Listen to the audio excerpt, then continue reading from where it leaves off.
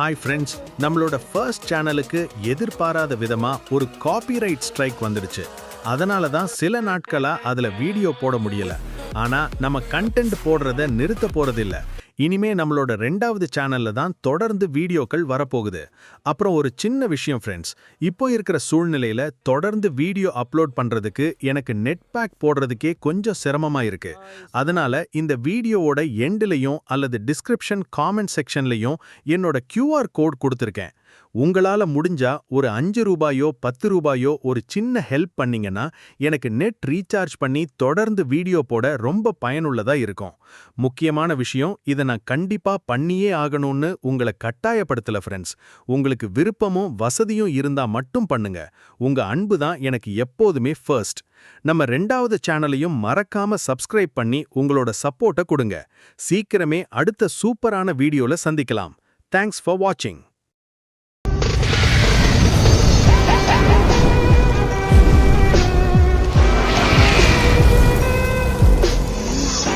நான் நைட்டு லைவில் சொன்ன மட்டுமே வீடியோ அப்லோட் பண்ணிட்டேன். லைக் ஷேர் கமெண்ட் பண்ணுங்கள், முடிஞ்ச அளவுக்கு சப்போர்ட் பண்ணுங்கள். வாங்க இப்போ எபிசோடுக்குள்ளே போகலாம். அவனை சும்மா விடாதீங்க, அவனை கொன்னுடுங்கன்னு சொல்லிட்டு யாருக்கெல்லாம் ஹீரோ அட்டாக் பண்ண வருது. இதுங்களை ஒன்றுத்தையும் சும்மா விடக்கூடாது, கண்டிப்பாக நான் கொன்றும் அப்படின்னு சொல்லிட்டு ஹீரோ சும்மா சர மாதிரியாக வெட்டி கொண்டுகிட்டு இருக்கான். ஒன்று ஒவ்வொரு ஆர்க்கையும் ஒவ்வொரு அட்டாக்கில் போட்டு தள்ளிட்டு இருக்கான் ஹீரோ. அடுத்ததுன்னு சொல்லிட்டு ஒவ்வொரு ஆர்க்கையும் முடிச்சு தள்ளிட்டு இருக்கான் ஹீரோ. ஒரு ஆர்க்கு சொல்லுது, அவன் வெறும் மனச பையதான், அவனை கொன்னுடுங்க, நம்ம நிறைய பேர் இருக்கோம், கண்டிப்பாக அவனை கொல்லலாம். என்னடா சொன்னீங்க, என்ன கொல்ல போறீங்களடா அப்படின்னு ஹீரோ சொல்லிட்டு ஈட்டி ஒன்று வருது. ஈட்டியை பிடிச்சி அப்படியே ரெண்டாக உடைக்கிறான் ஹீரோ. உடைச்சிட்டு இப்போ வாங்கடா பார்க்கலாம்.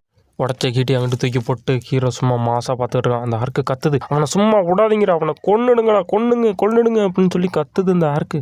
ஹீரோ சொல்கிறான், அவங்க எல்லாரையும் ஒட்டுமொத்தமாக போட்டுத்தாலே சமாதி கட்டும் போது யாரு கத்துறான்னு பார்ப்போம் அப்படின்னு சொல்லிட்டு அட்டாக் பண்ண ஆரம்பிக்கிறான் ஹீரோ பண்ணுற அட்டாக் அந்த ஆர்க்கு ஒரு உடஞ்சி போன ஈட்டி வச்சு அந்த ஈட்டியை வச்சு தடுக்குது. டக்குன்னு பார்த்தா ஹீரோவோட கையில் இருக்க அந்த கோடாலி உடஞ்சி விழுந்துருது. இதை பார்த்து எல்லா ஆர்க்கும் சிரிக்க ஆரம்பிச்சிச்சு.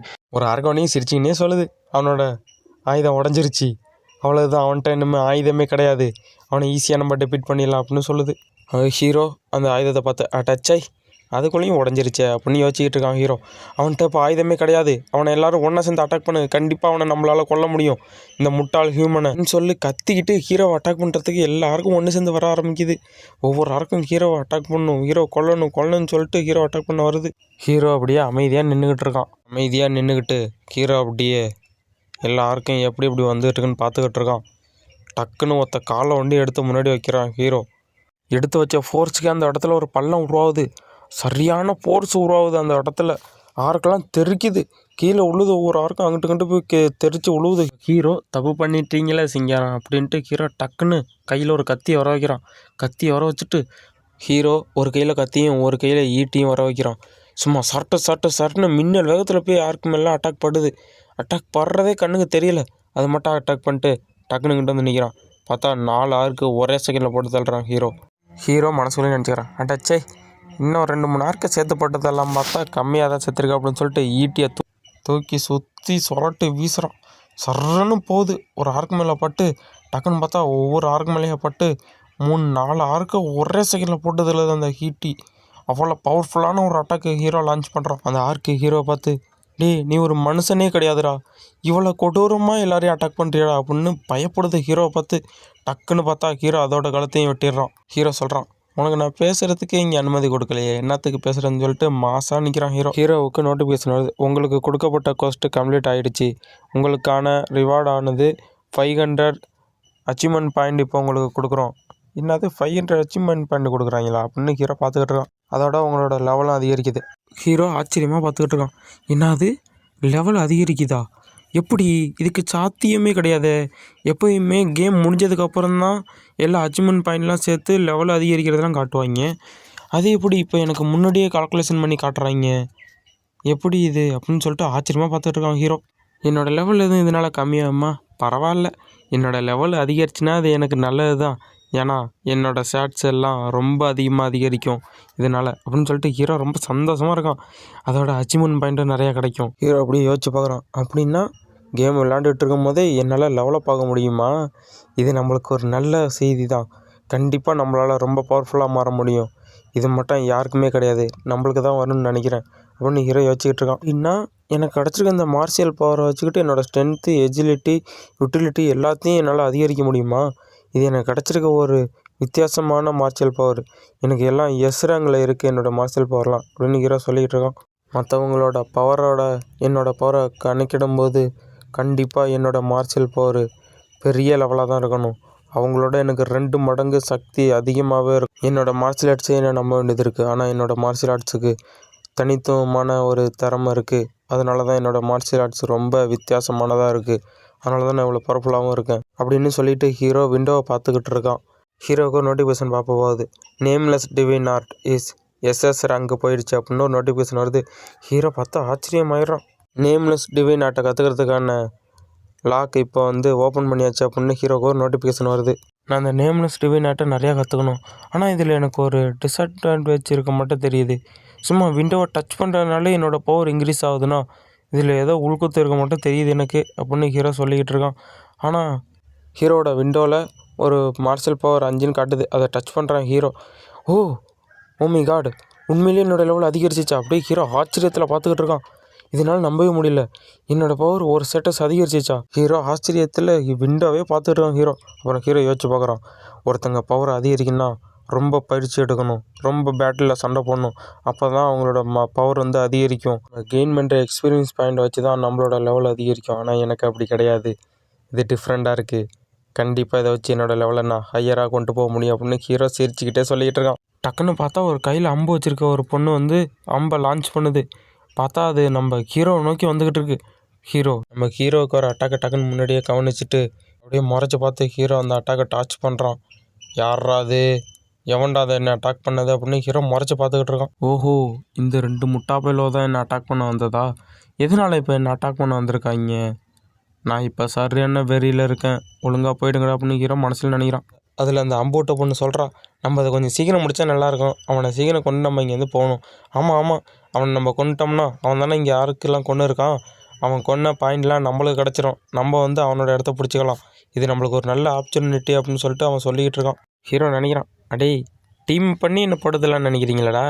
என்னோடய பவரை பற்றி உங்களுக்கு தெரியாதுடா அப்படின்னு சொல்லிட்டு ஹீரோ நினச்சிக்கிட்டு இருக்கான். அவன் சொல்கிறான், இந்த சர்வைவ் மேப்பில் யாரும் தனியாக போட்டி போடணும்னு ஒன்றும் ரூல்ஸ்லாம் இல்லை. சேர்ந்து போட்டி போடக்கூடாதுன்னு ரூல்ஸ் இல்லை. அதனால் நாங்கள் சேர்ந்து போட்டி போட்டால் ஒன்றும் பெனால்ட்டிலாம் கிடையாது அப்படின்னு சொல்லிகிட்டு இருக்காங்க. ஹீரோ டக்குன்னு அந்த பொண்ணோட ஷோல்டரில் இருக்க நோட் பண்ணுறான். ஓஹோ, நீங்கள் கொரியாவில் டாப் 10 கிட்டலேருந்து வந்திருக்கீங்களா? அதான் இவ்வளோ திமிராக பேசிக்கிட்டு இருக்கீங்களா அப்படின்னு ஹீரோன்னு நினைக்கிறான். ஓஹோ, ஒரு ஆர்ச்சரு ஒரு டேங்க்னு உள்ள நண்பர்களை எவ்வளோ அட்டாக் பண்ணாலும் சீக்கிரம் டேமேஜ் விழுவாது. அதனால தான் டேங்க்னு சொல்லுவாங்க. இவங்க 2 பேரும் காம்போவாக என்ன அட்டாக் பண்ணி முடிச்சிடலான்னு நினைக்கிறீங்களாடா நீங்கள்? நான் ஒன்றும் சொல்கிறதுக்கு இல்லை. நீங்கள் டீமாக சண்டை போட்டால் எனக்கு என்ன? டுட்டோரியல் சீக்கிரம் முடியோடைய போகுது. 60 பேர் வரை வெளியேறிட்டாங்க. கண்டிப்பாக அவங்கள முடிக்கணும் நான் சீக்கிரமாக அப்படின்னு ஹீரோ நினச்சிக்கிட்டு இருக்கான். ஹீரோ நினைக்கிறான், அதுக்குள்ளேயும் இவ்வளோ பேர் இறந்துட்டாங்களா? பரவாயில்ல. நீங்கள் உயிரோடு இருக்கிறதுக்கு இது நல்ல ஒரு வாய்ப்பு தான். ஆனால் நீங்கள் என்னை எதிர்த்திருக்கக்கூடாதுன்னு ஹீரோ ஒரு டோனில் சொல்ல ஆரம்பிக்கிறான். கண்டிப்பாக உங்களால் திரும்பி போக முடியாதுன்னு சொல்கிறான் ஹீரோ. அந்த டேங்கு சொல்கிறான், நீ என்னோட லஞ்சுக்கு வந்தீங்கன்னா அவனை கொல்றதுக்கு நான் உனக்கு பர்மிஷன் தரேன் அப்படின்னு சொல்கிறான். இல்லை, ரொம்ப நன்றி, நான் வரல அப்படின்னு சொல்கிறான் அந்த பொண்ணு. ஹீரோ தன்னோட விண்டோ ஓப்பன் பண்ணிட்டு லீடிங் போர்டை பார்க்குறான் ஹீரோ. என்னாச்சு, நான் இது வரையும் 4 கில்லு பண்ணியிருக்கேன், ஆனால் என்னோடய பேர் ஃபஸ்ட்டில் வரலையே அப்படின்னு ஹீரோ பார்க்குறான். ஹீரோ அப்படியே சிரிச்சுக்கிட்டே, இதுவும் நல்லதுக்கு தான். என்னோடய பவர் எப்படி இருக்குன்னு டெஸ்ட் பண்ணி பார்க்குறதுக்கும் எனக்கு எக்ஸ்ட்ரா 2 கில்லு கிடச்சிருக்கு. இதையும் நான் கன்ஃபார்ம் பண்ணிக்கிறேன். என்னோட மோதினத்துக்கு நீங்கள் 2 பேரும் கண்டிப்பாக வருத்தப்படுங்கன்னு ஹீரோ ஒரு டோனில் சொல்ல ஆரம்பிக்கிறான். நீ ரொம்ப தான் ஆசைப்பட்ற, நான் கண்டிப்பாக அதுக்கு ஒத்துக்க மாட்டேன், நானே அவனை பார்த்துக்கிறேன்னு சொல்லிட்டு அந்த பொண்ணு அட்டாக் பண்ணது தயாராகுது. டக்குன்னு பார்த்தா அந்த பொண்ணோட கழுத்தில் ஒரு அட்டாக் லான்ச் ஆகுது. யாருன்னு பார்த்தா நம்ம ஹீரோ அட்டாக் பண்ணிட்டு எங்கிட்ட நிற்கிறான். நம்ம ஹீரோ யோசிக்கிறான், ஆஹா, என்னோடய மார்ஷியல் பவர் 6க்கு போனோன்னே இவ்வளோ பவர்ஃபுல்லாக இருக்கா? கண்டிப்பாக அல்டிமேட்டாக இருக்கு அப்படின்னு யோசிச்சுட்டு இருக்கான் ஹீரோ. அந்த டேங்கை யோசிக்கிறான், அடே எப்போ அங்கேருந்து இங்கே வந்த, அதுவும் இவ்வளோ ஃபாஸ்ட்டா? கண்டிப்பாக இவன் மனுஷனே கிடையாது அப்படின்னு யோசிக்கிறான். அப்படியே பயந்து நடிக்கிட்டே சொல்கிறான், டேய் ஒரு பொண்ணை எப்போ அப்படி ஈவருங்க இல்லாமல் போட்டு தரல, நீ மனுஷனா வேறு எதுவும் மாடா அப்படின்னு கேட்குறான். டக்குன்னு அவனுக்கு பின்னாடி நிற்கிறான் ஹீரோ. பின்னாடி நின்றுட்டு கழுத்தாமட்டையிலே ஒரு அடிக்கிறான் ஹீரோ. ஆன்னு கத்துறான். அடிச்சுட்டு ஹீரோ, என்னது இது, ரொம்ப பவர்ஃபுல்லான அட்டாக் தானே லான்ச் பண்ணோம், எதனால் என்ன அவன் சாகலை அப்படின்னு ஹீரோ யோசிச்சுக்கிட்டு இருக்கான். அப்படியே சிரிச்சுக்கினே சொல்கிறான், இது பி ரேங்க் ஐட்டமாக இருக்கிறதுனால சீக்கிரமாக கிராக் விடாது. நீ வச்சிருக்க அப்படின்னாலாம் இந்த ஆர்மரை சீக்கிரம் உடைக்க முடியாது அப்படின்னு சிரிச்சுக்கிட்டே சொல்லிகிட்டு இருக்கான் அவன். இதே மாட்டா சிரித்து பேசிக்கிட்டே இருந்தான். டக்குன்னு அவனோட மூஞ்சியோட டோன் மாறுது. ஹீரோ பார்த்தா தார் முறை போட்டு ஒரே இடத்துல அட்டாக் பண்ணிக்கிட்டே இருக்கான். கத்துறான், டேய் நீ மனுஷனா வேறு எதுவுமாடா, டேய் என்னை விட்டுறான்னு கடந்து கெஞ்சிறான். அட்டாக் பண்ணதில் அவனோட ஆர்மர் கொஞ்சம் கொஞ்சமாக கிராக் விட ஆரம்பிக்குது. கிராக் விட்டு டக்குன்னு பெரிய கிராக்காகவே விட்டுச்சு, உடஞ்சிருச்சு அவனோட ஆர்மரே. ஹீரோ சொல்கிறான், நீ பி ரேங்க் ஐட்டம் வச்சுருந்தா பெரிய ஆள் நினச்சியா? நீ ஒரு ஆளே கிடையாது, நீ முதல்ல பிளேயரே கிடையாது, ஐட்டத்தை நம்பி வந்தவன், அதனால தான் நீ இப்போ செத்துட்ட அப்படின்னு ஹீரோ சொல்கிறான். அப்படியே ஹீரோ சிரிச்சிட்டே சொல்கிறான், நீ இன்னும் கொஞ்ச நேரம் உயிரோட இருந்திருக்கலாம் அப்படின்னு சொல்லிட்டு இருக்கும்போது டக்குன்னு பார்த்தா சிஸ்டமில் என்னத்தையும் பார்த்துட்டு இருக்காங்க. பயங்கரமாக சவுண்ட் வருது. ஐயோன்னு கத்துற சவுண்ட் ஒன்றி தான் கேட்குது. அந்த பொண்ணு சொல்கிறா, இது உங்களுக்கு ஆச்சரியமா இல்லையா? அவன்கிட்ட பக்கத்தில் நிற்கிறவங்கள்ட்ட அந்த பொண்ணு சொல்லிக்கிட்டு இருக்கா. இந்த பொண்ணு யாருன்னு பார்த்தா ஸ்டார் கில்டோட எக்ஸிக்யூட்டிவ் மேனேஜர் இந்த பொண்ணு தான். இந்த பொண்ணோட பேர் தான் லீ ஹோயான். டீ குடிச்சிக்கிட்டே யார்கிட்டயே பக்கத்தில் பேசிக்கிட்டு இருக்கு அந்த பொண்ணு. நண்பர்களே, இந்த பக்கத்தில் நின்னதும் பொண்ணு தான். நீங்கள் என்ன சொல்கிறீங்க? சரி, நீங்கள் சொல்கிற உடம்பு செஞ்சிடறேன் அப்படின்னு அந்த பொண்ணு சொல்லுது. இந்த பொண்ணு யாருன்னு பார்த்தா இந்த ஸ்டார் கில்டோட எக்ஸிக்யூட்டிவ் மேனேஜர் இருக்காங்களே அவங்களோட பாடி கார்டு தான் இந்த பொண்ணு. இவன் ரொம்ப இன்ட்ரெஸ்டிங்காக இருக்கானே அப்படின்னு அந்த பொண்ணு சொல்லிட்டு இருக்கா. அந்த பொண்ணோட பேர் என்னன்னா கயோங். இந்த பொண்ணோட பேர். அவன் லீடிங் போலில் செகண்ட் பிளேஸை பிடிச்சிருக்கான். யாருன்னா நம்ம ஹீரோ தான் செகண்ட் பிளேஸை பிடிச்சிருக்கான் ஹீரோ. அந்த பொண்ணு சொல்கிறா, நீங்கள் அடுத்த வாட்டி போட்டியில் கலந்துக்கிட்டிங்கன்னா அவங்ககிட்ட ஒன்றையும் போயிடாதீங்க, அவன்கிட்ட ஒம்ப வச்சுக்காதீங்க, அவங்ககிட்ட ஒன்றையும் போயிடாதீங்க சார். அது மட்டும் அந்த பொண்ணு வார்னிங் பண்ணுறான் அந்த பொண்ணை. அந்த பையனை பற்றி நீ எதையும் யோசிக்காத, நம்மளோட கையோங்கு தான் எப்பயுமே ஃபஸ்ட்டு பிளேஸை பிடிப்பான், அவன் இறக்கிறதுக்கு வாய்ப்பே கிடையாது, அவனுக்கு அவன்லாம் ஈடினியே கிடையாது அப்படின்னு இந்த பொண்ணு சொல்லிகிட்டு இருக்கா. 2 பேருக்கும் இடையில வாக்குவாதம் நடந்துகிட்டு இருக்கு. நான் அப்படி சொல்லலை மிஸ், நான் அவங்ககிட்ட வம்பு வச்சுக்க வேண்டாம், அவன்கிட்ட பிரச்சனை வச்சுக்க வேண்டாம் அப்படின்னு தான் சொல்கிறேன்.